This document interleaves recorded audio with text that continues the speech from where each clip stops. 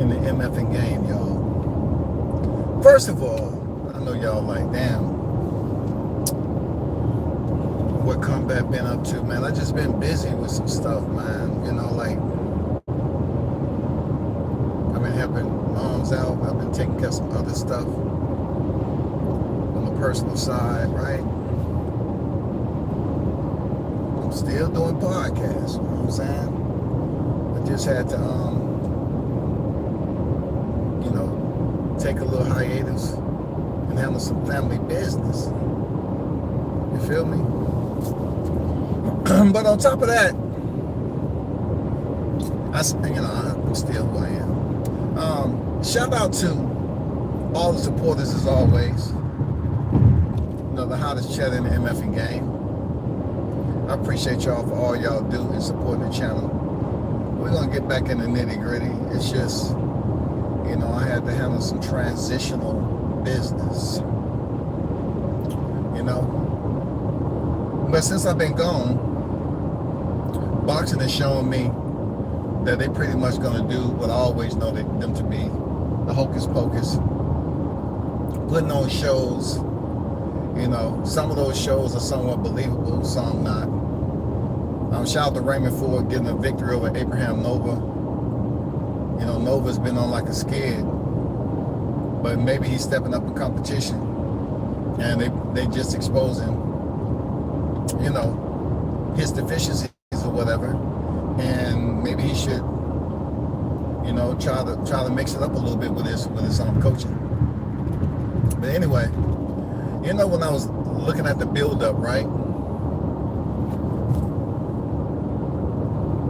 Hey, shout out to my guy that used by Shaw News, man. What's good with it, Shalom? The Underground King is in the building, man. What's good with it? Hopefully you're doing well, and the ladies, man, the family and everything is doing well. Make sure y'all go sub to the UGK of media. He ain't UGK no more, so make sure you got them, you know, go sub to him and support his channel. Real talk. Shout out to Team Tucker Official. You know, looking at the Dillian White situation, I said to myself, he lost all that weight. I've seen it before. I still see him as Dillian White. And he went out there and showed me. You know, people thought I was hating on Dillian White, another UK, you know, Brit fighter, because I said Joshua was overrated. I said, man,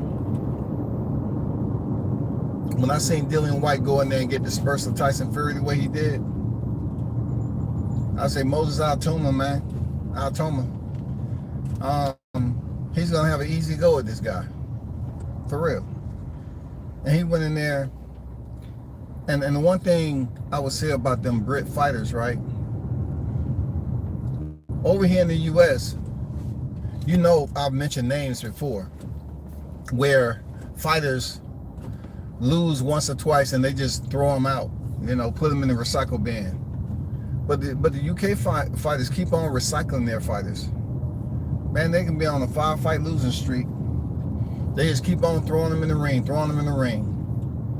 And that is the darkest side of boxing. When these fighters obviously can't pull the trigger no more, the balance is off, no coordination. They still know the fundamentals of boxing, of course. That's remediated over and over and over again. But when you don't have a set of mitts in front of you, if it's not sparring, and you actually have to go on there and fight night, that's where it gets a little crazy. Like, that's when you really have to fight for your life. And clearly, Dillian White doesn't have it. Clearly, Derek Chisora, I don't care how many times he flipped tables and sell fights, he doesn't have it.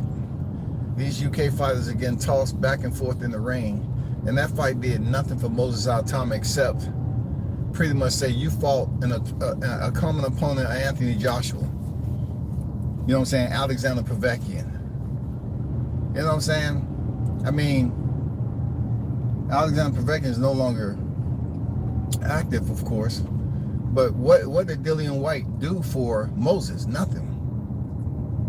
He did absolutely nothing. They're raising this guy to be one of the youngest world champions.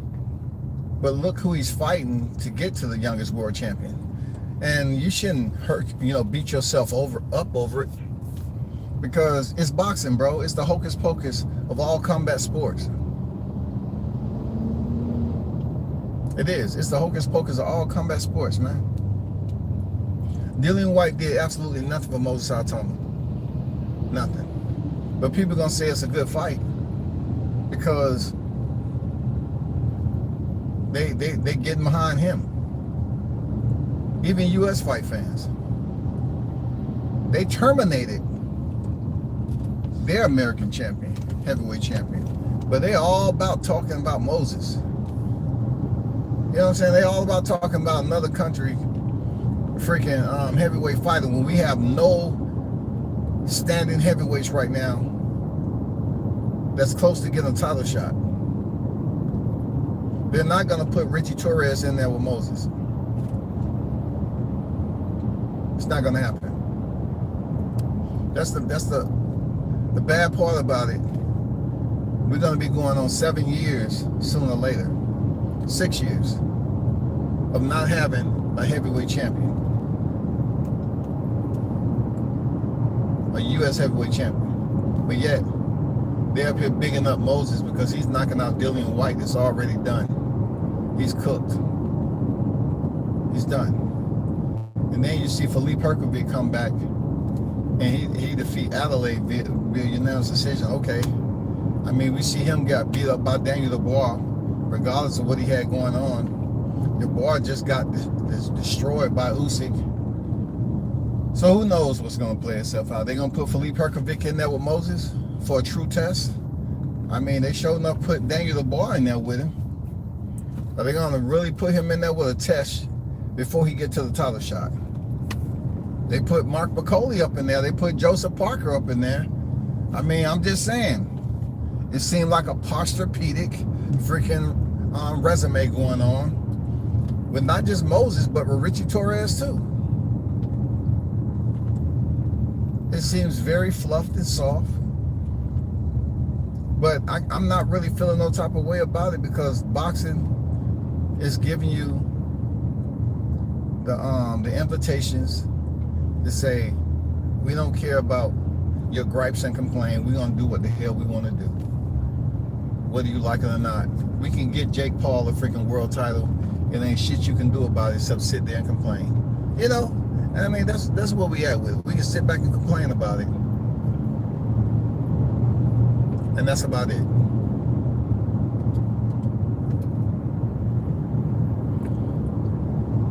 I haven't had the chance to speak on Keyshawn Davis and him going on Ariel Helwani's show, right? But I just thought at one point in time he had his shit together. I was praising him for bringing his family on board and all that. But I was off a little bit. I didn't give it time. I was a little bit impulsive in believing that Keyshawn had it all together. He didn't. Keyshawn goes on Ariel Helwani MMA Hour and talks about Teofimo just because Teofimo reached out to him while he was going through the same time Teofimo went through.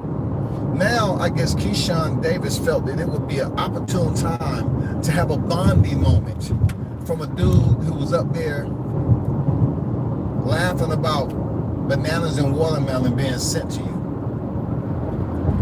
He was laughing. And you go on one of the premier platforms with the viewership that it has, and you tell us, the public, the one person that you wants to shout out, the one person that you wants to acknowledge, you want to acknowledge Teofimo Lopez, nigga? Shaw News, am I getting this right? This dude wants to acknowledge Teofimo Lopez. This is a perfect example of what they say about blacks forgiving others before they forgive their own. You calling Ford Schofield trash, and Schofield didn't even do shit to you as the T.O. did. But you up here giving T.O. all this mad love, bro.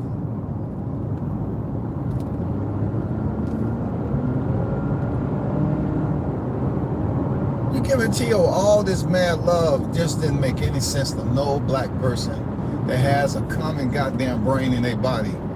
That you up here saying, oh man, what you did was so special, man. I don't even want to goddamn fight you now, man. I don't want to. So it goes from Shakur Stevenson at one division, and then you go to another division of another champion who's not your friend, who's not somebody that you consider so special. Teofimo Lopez, you don't want to fight him either, man. Man, if the cuckoo bird didn't fall off the nest and land on a motherfucking rock below and crack his motherfucking head open, and goddamn yolk was everywhere. Found out the cuckoo bird wasn't laying egg, but the brain he had was an egg. God damn. This nigga said he don't want to fight T.O. no more. I was like, how in the hell can T.O. get a pass? And he did shit except tell you, yeah, you know, I'm used to being in the position you are there, Keyshawn. You know, yeah, we both fucked up. We did some dumb shit. You know, both did some dumb shit. So I'm with you. You know, keep your head up. I know I did some racist shit. I'm glad you didn't hold it against me, because I know black people love forgiving others quicker than they forgive their own. You know, so thank God you didn't go to the Bahamas or any other Caribbean island and get a tan, because, you know, Keyshawn may have been hesitant about apologizing to you so quickly if your skin tone, which is a little bit darker than T.O., just a little bit darker. You know, he might not have forgave you so much. But this man say he don't want to fight T.O. Negro, stop it. This is the shit I be talking about, man. You have to just do a decompression off this boxing shit, because the stuff, man, these fighters be saying and doing on here is unacceptable, y'all. It's unacceptable, that Keyshawn. That shit you said, we didn't need that as black fight fans right now. We didn't need that shit you talking about. It was on some other shit, man. Seriously. Keyshawn Davis, I'm just disappointed that your team sent you on Area Money Show without some PR training. WCS always talking about PR training, you know, always talking about PR training, because it's beneficial to building up a brand. Learn how to talk to the media. Learn how to have a dialogue. You know, when I was coming up, and I say this all the time, when I was fascinated with, you know, just words in general, different type of words, I never considered them to have a value or quantity. The value only was maximized when the recipient was unfamiliar with what the word meant. I try to educate people all the time that there's no such thing as big words. No such thing as big words. Never. It's just when you're unfamiliar with a collective context of words and you don't know the definition, you're not able to use them in a sense. Anyway, I always believe that it's something that should be taken serious in expanding your vocabulary. Knowing how to interpret certain contextual conversations that you will have. You know, interpret the context that may not be the usual. And some fighters know how to speak in front of the camera, which I thought Keyshawn, at certain points, I thought he knew how to speak in front of the camera. He does pretty well, you know, I would give him that. But it's not just knowing how to speak in front of the camera about a certain topic. It's knowing how to go on a platform such as MMA Hour with Ariel Helwani, who I did a live on, who has this demeanor about him, how he can ask tough questions and these fighters will answer them. Whereas if I was to answer the same question, you know, the fighter might say, oh man, that's F up for you to ask that. But Ariel can ask the shit, and he be having these fighters looking goofy up there. Well, you know, he hit you with the falsetto. You know, the passive, you know, the passive type mentality to get you believe that he's innocuous in this everything. He has no ill intentions, yo. No ulterior motives. Of course he does. But he's able to get away. Do your thing. You know, he just shoots straight forward. No rise or inflection of the voice. And these fighters be answering these questions, man. Keyshawn was like, he wasn't prepared for Ariel who won it, bro. He could have hit me up. I would have gave him everything he needed to know. For real. I would have gave him everything he needed to know, man. Because you getting on there praising Teofimo for dropping you some type of motivational shit. You know, it just didn't sit well with me because, man, we call each other bitch ass nigga all the time. We tear each other all the way down for more smaller shit than what T.O. did. And we never get apologies. We never apologize to one another. And at my age, still I get people to this day that don't understand that there's a method to the madness when you know how to communicate. I always tell people this. My people were the only one who criticized me when I selected to speak a certain way in front of other people because it was my job. They didn't understand it, but when I was talking to them, it's like me and Shalom would be chopping it up, and he'll tell you, man, him, I've chopped it up plenty of times. I'll talk to him just the way I do. But on here, man, you got so many people that want to make it seem like you're talking down on them. I said, no, I'm a grown ass adult. So a lot of the time I do that shit purposely to see what are you really worried about? Are you here to have a conversation, or are you worried about what I'm speaking in? What's the ingredients to the conversation? What's the wording like? You paying attention to the wrong thing. And these fighters don't have to be freaking translated of what racism is and what, you know, somebody sending banana and watermelon and talk about monkeys and shit. For Keyshawn, for you to go up there and think, oh shit, oh, she coming back off. Brake checked him too. Damn. Yeah, I look at it like that was one of the biggest tap dancing. I don't want to call him none of those names that used to be put out here, but Keyshawn, that was one of the most, you know, grandstanding tap dancing that I've seen in a long time from you, bro. For real, I've seen some coning, but what you did for somebody who was talking about bananas and shit, for you to sit up here and give T.O., who gave you a nickel, this nigga gave you a nickel. He just gave you a nickel of motivation. And you act like that nickel, you added a comma to that shit, 3 more zeros, another comma to that shit, 3 more zeros. You increased the praising value of that nickel, and up here acting like you adore this nigga, like he's your mentor now. You know what I'm saying? What the fuck is going on with you, bro? That shit you did it's unacceptable. To the highest power, T.O. That shit not T.O., Keyshawn. That shit you did was absolutely unacceptable, bro. Anybody who co-signing on that dumbass shit Keyshawn Davis did, man. Shout out to my boy Town Biz in the building, yo. Salute to you, Town. Get your ass out the street, man.